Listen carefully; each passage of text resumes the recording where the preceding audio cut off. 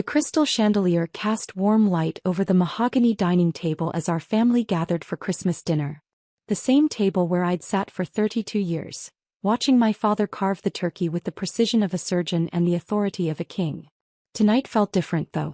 There was an electricity in the air, a tension that made my mother fidget with her pearl necklace and my brothers exchange meaningful glances.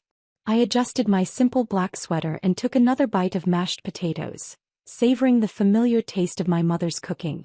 My phone buzzed silently in my purse, but I ignored it. Whatever Forbes needed could wait until after dinner. "Sarah," my father began, setting down his carving knife with a ceremonial flourish. "There's something important we need to discuss as a family." My two brothers, Michael and David, straightened in their chairs. Michael's wife Jennifer looked eager, while David's spouse Patricia barely concealed a smirk. Their children, my nephews Jake and Tommy, both in college, looked up from their phones with mild interest. "Of course, Dad," I said softly, reaching for my water glass.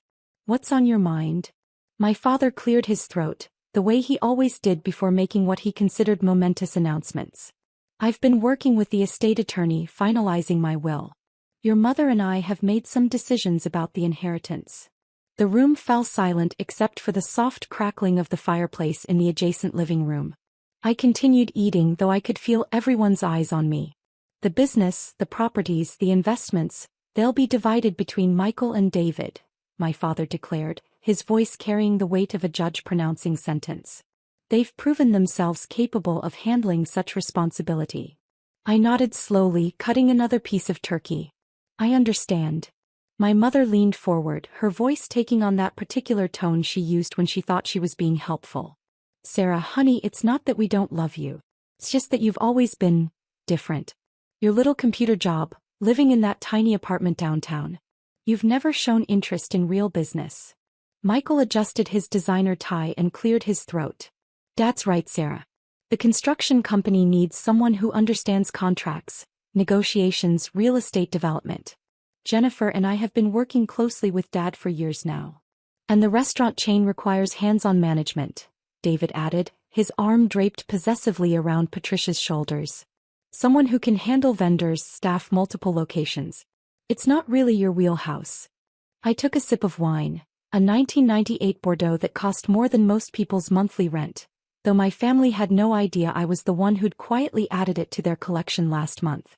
"You're absolutely right," I said calmly. "I wouldn't know the first thing about running multiple businesses." My father's expression softened slightly, clearly relieved by my acceptance. "I'm glad you understand, sweetheart. This doesn't mean we don't value you. There will be a small trust fund, enough to ensure you're comfortable. Maybe $50,000. Jennifer practically glowed with satisfaction. "It's really for the best, Sarah. Michael and I have been planning expansions, new locations. We'll put the inheritance to good use." "We're thinking of buying that new development downtown," Patricia chimed in. "The one with the luxury condos overlooking the harbor. David says it's a gold mine." I nearly choked on my wine. Harbor View Residences, the development I'd financed and owned through my investment firm. The same development that had generated over $30 million in profits last quarter. "That sounds like a wonderful investment," I managed, keeping my voice steady. Young Jake, my nephew, looked up from his phone with confusion. "Wait, isn't that the building where Aunt Sarah's company dash?" "Sarah doesn't have a company, honey," Michael interrupted quickly. "She works for someone else's computer business." I smiled at Jake. "That's right. I just do coding work for other people." My phone buzzed again, more insistently this time. I could see my assistant Emma's name on the screen through my purse. Probably something about the merger with the European tech firm, or maybe the acquisition of the pharmaceutical company had gone through. Either way, it could wait. My father raised his wine glass. "To family and to ensuring the business legacy continues with those best equipped to handle it." Everyone raised their glasses except me. I was still eating, focused on my plate. "Sarah," my mother prompted. "The toast." "Oh, sorry." I lifted my glass half-heartedly. "To family." As we drank, David leaned back in his chair with satisfaction. "You know, Sarah, maybe this will motivate you to find a husband, settle down. A woman your age shouldn't be living alone in some cramped apartment, working all hours on computers." "David," my mother scolded gently, though she was clearly thinking the same thing. No, he's right, I said, cutting another piece of turkey. 32 is getting up there. I should probably think about my future more seriously. My phone buzzed a third time. Emma was persistent, it had to be important.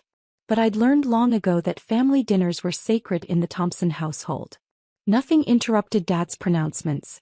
Michael's son Tommy, 19 and home from his sophomore year at Harvard, was scrolling through his phone when he suddenly froze. His eyes widened and he looked from his screen to me and back again. He said slowly. Aunt Sarah. Yes, sweetheart. I just got a news alert.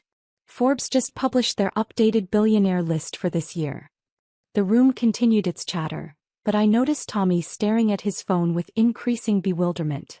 That's nice, honey, Jennifer said absently, cutting her son's turkey into smaller pieces. But Tommy wasn't listening. He was reading something on his screen, his face growing paler by the second. Aunt Sarah, he said again, his voice cracking slightly. There's someone on this list with your name. The conversation began to slow as people noticed Tommy's strange behavior. What do you mean, sweetie? My mother asked. Tommy held up his phone, his hand trembling slightly. Sarah Thompson. Number 47 on the Forbes billionaire list. Net worth. He paused, swallowing hard. $3.8 billion. The room went completely silent. David laughed nervously. That's obviously a different Sarah Thompson. Common name. But Tommy was staring directly at me now. The article says she's the founder and CEO of Quantum Dynamics, the AI company that just acquired MedTech Industries. It says she's 32 years old, from our city, and... He looked at the photo on his screen, then at me. And she looks exactly like Aunt Sarah. Every fork stopped moving. Every glass froze halfway to lips. The only sound was the continued crackling of the fireplace. My father's face had gone ashen. That's impossible. I took another bite of turkey. Is it? Michael grabbed Tommy's phone, his hands shaking as he read. His wife leaned over his shoulder, her mouth falling open. The photo. Jennifer whispered. It's definitely her. My mother was staring at me like she'd never seen me before. Sarah? Is this some kind of joke? I set down my fork and wiped my mouth with the linen napkin. What would you like to know? David snatched the phone from Michael, reading frantically. It says here that Quantum Dynamics was founded 8 years ago in a small downtown apartment. The CEO started with just a laptop and a few $1,000s in savings. My apartment, I said simply. The room erupted. This can't be real, my father stammered. You work for someone else. You've never mentioned owning a company. You never asked. Michael was scrolling through more articles now, his face growing more shocked by the second. Sarah, there are dozens of articles here. Forbes, Fortune, Wall Street Journal. They're all about you. About your company. It says here, Patricia read over his shoulder, that Quantum Dynamics revolutionized artificial intelligence in healthcare, created the most advanced diagnostic systems in the world, and just acquired 3 major pharmaceutical companies. I nodded. That sounds right. My father leaned forward, his commanding presence now uncertain. Why didn't you tell us? When would I have told you? At last year's Christmas dinner when David explained to me how real business works? Or maybe at Michael's birthday party when Jennifer suggested I find a nice man to take care of me because I clearly couldn't take care of myself. The silence stretched uncomfortably. Tommy was still reading, his voice filled with awe. Aunt Sarah, it says here that you personally donated $50 million to children's hospitals last year. And that you're building a new cancer research center. The Morrison Center, I confirmed. It'll be finished next spring. My mother's pearl necklace was getting a workout now. But you live in that tiny apartment. You drive that old Honda. I like my apartment. It's where I built the company. And the Honda runs fine. Michael set the phone down with shaking hands. Sarah, if this is true, if you're really worth almost $4 billion. Then what? I asked gently. The question hung in the air like smoke. My father, who had spent the last hour explaining why I wasn't worthy of inheriting his mid-sized construction company and small chain of family restaurants, was now staring at someone whose personal wealth exceeded his business empire by a factor of roughly 1,000. David cleared his throat. I mean, we had no way of knowing. Didn't you? I asked. Did you ever wonder how I could afford to live downtown without roommates on what you assumed was a secretary's salary? Did you question why I never seemed stressed about money, never asked the family for help? Jennifer's face was red now. You let us think you were struggling. I never said I was struggling. You assumed I was struggling because I didn't drive a luxury car or wear designer clothes to family dinners. My father was reading something on his own phone now. Sarah, there's an article here from last month. It says Quantum Dynamics just acquired Thomson Industries. The room went dead silent again. Thomson Industries? My mother whispered. I took a sip of wine. A small construction and restaurant group. I thought the name was fitting. Michael's face went white. You bought Dad's companies? Technically, my investment firm bought them. You were having cash flow problems, needed capital for expansion. I provided it.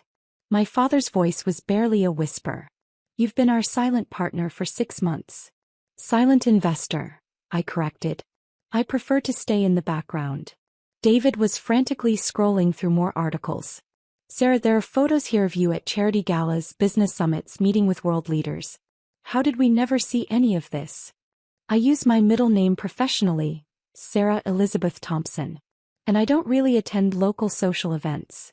Patricia looked confused. But why didn't you ever say anything? Why let us think? Think what? That I was a failure? That I needed your guidance and support? That I was the family disappointment? The words landed like physical blows around the table. My nephew Jake, who had been quietly reading more articles, looked up with something approaching reverence. Aunt Sarah, this article says you're one of the youngest self-made billionaires in history. And that you built your company while working full-time jobs to support yourself through college. I worked at a coffee shop and did freelance coding, I confirmed. My mother was crying now, though I wasn't sure if it was from shock, embarrassment, or something else entirely. Sarah, honey, we had no idea. I know. My father set down his phone with trembling hands. The inheritance discussion was perfectly reasonable, I finished. You're dividing your assets between the children you believe are best equipped to handle them. That makes sense. Michael looked like he might be sick. But we just told you that you're not getting anything. We just explained to you why you don't deserve. You explained your reasoning and I agreed with it. I wouldn't know how to run a construction company or a restaurant chain. But you already own them, David pointed out weakly. Through a management company. I write checks and attend quarterly board meetings. That's very different from day-to-day operations. The table had grown cold, the carefully prepared Christmas dinner forgotten as everyone grappled with this new reality. Jennifer's voice was small when she finally spoke. Sarah, when we were talking about buying those condos downtown. Harborview Residences. Yes, I heard. Do you own them? Yes. Developed them, actually. Meridian Development Group is another one of my companies. The silence that followed was deafening. Tommy broke it by reading from yet another article. It says here that you're planning to revolutionize urban development with sustainable, affordable housing projects. And that you've already broken ground on 4 new developments across the city. 5 actually. The 5th one was just approved yesterday. My father looked around the table at his family, then back at me. Sarah, I owe you an apology. For what? For everything. For underestimating you. For dismissing your work. For assuming. Dad, I said gently, you don't owe me anything. You made decisions based on the information you had. I never corrected your assumptions. Michael leaned forward desperately. But why? Why didn't you tell us? I considered the question while finishing my wine. Honestly, because I liked having one place where I could just be Sarah. Where I wasn't the CEO or the founder or the billionaire.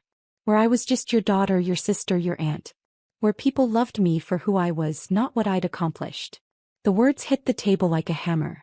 Patricia's voice was barely audible. But we don't. Love me? I asked softly. I know. That's been clear for a while now. My mother was sobbing openly now. That's not true, Sarah. We love you so much. You love the idea of me. The daughter who needs guidance, who you can feel superior to, who makes you feel better about your own children's successes. You don't love the real me. David was shaking his head frantically. That's not fair. You hid who you really are. I hid what I do for a living. Who I am hasn't changed. I'm still the same person who helped you study for your business degree, David. The same person who taught Michael how to code when he was thinking about career changes. The same person who babysat your children, who remembered everyone's birthdays, who never missed a family event. The truth of it settled over the room like a heavy blanket. My phone buzzed again, and this time I pulled it out. Emma's message was urgent. European merger approved. Need your signature by midnight for morning announcement. Also, pharmaceutical acquisition complete, $2.3 billion transfer confirmed. I typed back quickly, send documents to my apartment. I'll sign tonight. When I looked up, everyone was staring at me. Work? My father asked hesitantly. Just closing a couple of acquisitions. Nothing that can't wait until after dessert. Jennifer looked like she was in shock.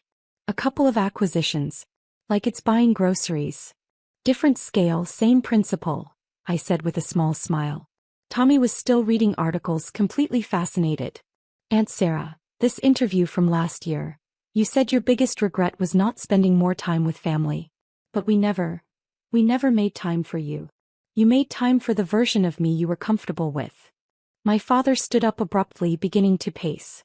Sarah, the things we said tonight, the way we talked about your future, your life choices, were based on your understanding of my situation. I don't blame you for that. But we do, Michael said quietly. We blame ourselves. I looked around the table at my family, really looked at them. My father, the man who had built a successful business from nothing but had never thought to ask me about mine. My mother, who had worried about my financial security while I was building a fortune. My brothers, who had pitted my simple lifestyle while I was revolutionizing entire industries. I have a proposition, I said finally. Everyone leaned forward. We finish dinner. We have dessert. We exchange gifts like we always do. And then we start over. Start over, my mother asked. You learn who I really am, and I learn who you really are when you're not trying to take care of your poor, struggling daughter. My father sat back down heavily.